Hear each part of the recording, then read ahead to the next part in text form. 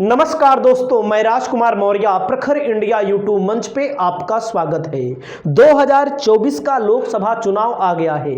लोकसभा चुनाव से पहले भारतीय जनता पार्टी ने अपने लोकसभा प्रत्याशियों की सूची जारी कर दी है। वहीं पर समाजवादी पार्टी ने अपने 30 लोकसभा उम्मीदवारों के नाम का ऐलान कर दिया है। कांग्रेस की तरफ से जब मैं वीडियो बना रहा हूं, अभी एक भी उम्मीदवार का नाम ऐलान नहीं हुआ है। सबकी निगाहें हैं, चाहे इंडिया गठबंधन हो, चाहे एनडीए गठबंधन हो, मायावती के ऊपर। एक खबर चल रही है कि मायावती आचार संहिता लगने के बाद ही अपना पासा पलट देंगी।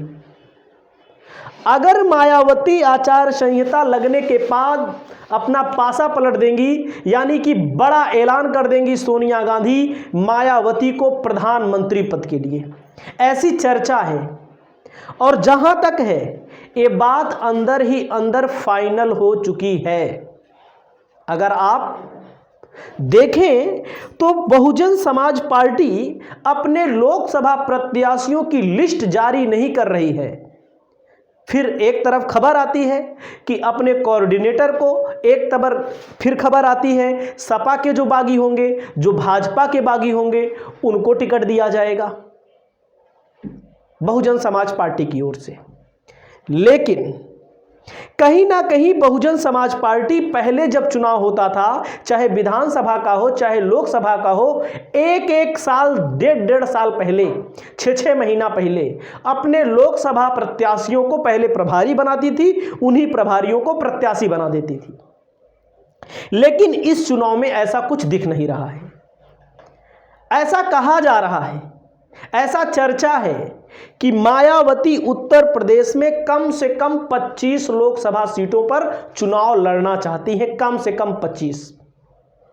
वैसे तो मायावती के पास 13% वोट है वर्तमान में घिसे पिटे हालात में। लेकिन जब 2024 में अगर गठबंधन में आएंगी मायावती, तो यह वोट जो कहा जाता है कुछ परसेंट वोट नाम मात्र का, लाभार्थी योजना के नाम पर, राशन के नाम पर, छोटे मोटे कामों के नाम पर, कॉलोनी आवास के नाम पर, मान लीजिए भाजपा में चला गया है कुछ, और कुछ सपा में भी गया है, वो मायावती के पास फिर इंटैक्ट हो जाएगा। मायावती को अगर प्रधानमंत्री पद का उम्मीदवार घोषित किया जाएगा, तो जैसे आपने देखा होगा उत्तर प्रदेश में अभी 51 उम्मीदवार घोषित हुए हैं। उत्तर प्रदेश की मैं बात कर रहा हूं, आगे हो जाएंगे। और तो आपने एक चीज देखा होगा, भारतीय जनता पार्टी ने जोखिम ज्यादा नहीं लिया, ज्यादा लोगों का टिकट काटा नहीं। और जो भारतीय जनता पार्टी ने टिकट नहीं काटा, इसको लेकर के भारतीय जनता पार्टी के वोटरों में भी उदासता है। वो या तो वोट ही देने नहीं जाएंगे।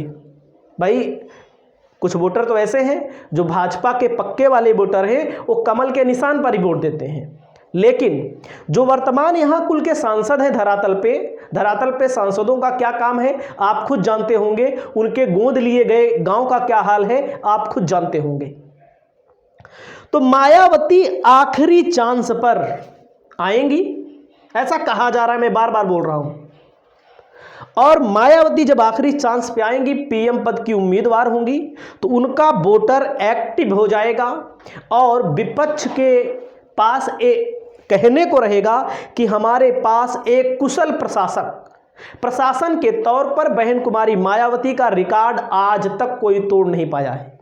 चाहे अखिलेश जी रहे हों, चाहे वर्तमान में 2 बार के मुख्यमंत्री योगी आदित्यनाथ जी हों, दावा करते हैं कि सारे माफिया भाग के चले गए हैं, छोड़ के चले गए हैं, लेकिन उनके बिरादरी वाले माफिया, उनकी पार्टी के अंदर वाले माफिया सब कहीं ना कहीं अपने कार्यों में लगे हुए हैं। ऐसा दावा किया जाता है वर्तमान में सरकारों के द्वारा। पेपर लीक का मामला हो, बेरोजगारी का मामला हो, महंगाई का मामला हो, समय समय पर मोदी जी की तरफ से एक जुमले फेंके जाते हैं। उस जुमले में जनता पगलाती जाती है। एक जमाना था मैं हूं चौकीदार, अब वही है मोदी का परिवार। जब चुनाव आता है तो यही चलता है। लेकिन अगर मायावती गठबंधन में आती हैं तो फायदा क्या होगा? भाई सपा का क्या फ़ायदा होगा, भाजपा का क्या फ़ायदा होगा? भाजपा का फ़ायदा नहीं होगा, घाटा होगा। कांग्रेस का क्या फ़ायदा होगा? बहुत बड़ा फ़ायदा है। सपा का मेन जनाधार उत्तर प्रदेश में तो है ही, लेकिन कहीं ना कहीं हिंदी बेल्ट पूरा उत्तर प्रदेश के अलावा मध्य प्रदेश, छत्तीसगढ़, झारखंड, उत्तराखंड में भी अभी भी 2 विधायक हैं। तो मध्य प्रदेश, झारखंड, छत्तीसगढ़, तेलंगाना, नई दिल्ली, पंजाब, मतलब कि झारखंड, छोटे राज्यों में, बड़े राज्यों में आज भी बहन जी का वोट कहीं 3% है, कहीं 2% है, कहीं 1.5% है, कहीं 4% है। अगर गठबंधन होता है वो वोट कांग्रेस के साथ इंटैक्ट हो जाएगा, तुरंत इंटैक्ट होगा, उसमें टाइम नहीं लगेगा। और मोदी के सामने कौन? मोदी के सामने मायावती, मोदी के सामने माया, मां से मोदी, मां से माया। तब जो चुनाव होगा तब देखने लायक होगा। अब ये भी कहा जा रहा है कि अखिलेश यादव राजी हो चुके हैं, क्योंकि अखिलेश यादव ने एक बात बोला था, क्या भरोसा चुनाव के बाद। तो उस भरोसे को लेकर के मायावती भड़क गई थी। मायावती ने कहा कि पहले अपने दामन में झांक कर देखें।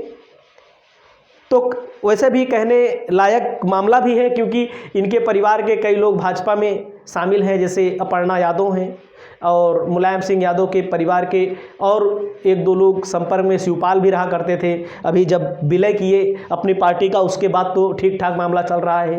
राम गोपाल यादव के ऊपर आरोप तो लगता ही है, लेकिन कहीं ना कहीं समाजवादी पार्टी ने अब की 2024 में प्रत्याशी भी दमदार ढूंढे हैं, दमदार प्रत्याशी चुनाव लड़ रहे हैं। बहुत अच्छा मौका है। और मायावती 2019 के चुनाव में 10 लोकसभा सीट जीती थी, 10 लोकसभा सीट। आप समझिए, तब पीएम पद की उम्मीदवार नहीं थी। अब की बार अगर इंडिया गठबंधन में आती है तो प्रधानमंत्री पद की उम्मीदवार होंगी। और ऐसी कई सीटें थी जहां बसपा 2181 वोट जौनपुर में हार, वहां पर मछली शहर में 181 वोट, कहीं 15,000 सुल्तानपुर, ऐसी 5-7 सीटें ऐसी थीं जो बसपा हारी थी। कितने वोट से? कहीं 181, कहीं 10,000, कहीं 15,000, कहीं 20,000, कहीं 18,000। बस समाजवादी पार्टी भी हार गई थी, जैसे डिम्पल यादव हार गई थी 12,000 वोट से, और धर्मेंद्र यादव हार गए थे लगभग 18,000 वोट से। 20-22 हज़ार वोट से फिरोजाबाद से अक्षय यादव हार गए थे।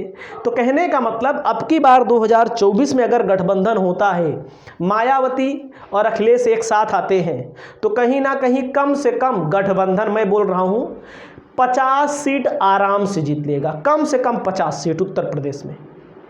क्यों? क्योंकि वो जमाना चला गया। उस समय पुलवामा का मामला था, उस समय मामला ये था कि चलो अभी 60 ही महीना हुआ है, 5 साल हुआ है, एक बार मोदी जी को और मौका दे दिया जाए। जब एक बार मोदी जी को और मौका दे दिया जाएगा तो हो सकता है कुछ और हो। लेकिन कुछ क्या हुआ वो आपके सामने है। जो भी हुआ, क्या किया गया है आपके सामने ही है। 2 करोड़ रोजगार का मामला कहाँ गया? कहाँ गया बेरोजगारी का मामला, भुखमरी का मामला? कहाँ गया डीजल पेट्रोल का, तेल का दाम कहाँ से कहाँ चला गया? गैस सिलेंडर का दाम, गंगा सफाई अभियान। लोग सोच रहे थे, क्योंकि लोग धीरे धीरे ऊब चुके हैं, उनके बेस वोटर ही ऊब चुके हैं। ये आदमी नौटंकीबाजी करता है, बस वो किसी कारण से वोट दे देते हैं, लेकिन कहीं ना कहीं एक ना एक दिन आदमी ऊब जाता है। तो अब वक्त आ गया है, अगर गठबंधन में आ जाती हैं, अगर मगर मैं बार बार बोल रहा हूँ, क्योंकि संकेत जो मिल रहे हैं वो अभी तक भले अकेले कहें, लेकिन बड़े बड़े लोगों का दावा है, बड़े पत्रकारों का दावा है। एक पत्रकार ने बताया कि 99% मैं बता रहा हूं, हमारी बातें कभी गलत नहीं हुई हैं, बहन जी का मामला फिट हो चुका है। उत्तर प्रदेश में भी सीटें मिलेंगी, एमपी में सीटें मिलेंगी, इनको राजस्थान में सीटें मिलेंगी, ऐसी जगहों पर सीटें मिलेंगी जहां पर भारतीय जनता पार्टी को कहीं ना कहीं बहुत परेशानी होने जा रही है। आपकी क्या राय है? आप अपनी राय निर्भीक तरीके से रखते रहिए। इस वीडियो में इतना ही। जय भीम, जय भारत, जय सब।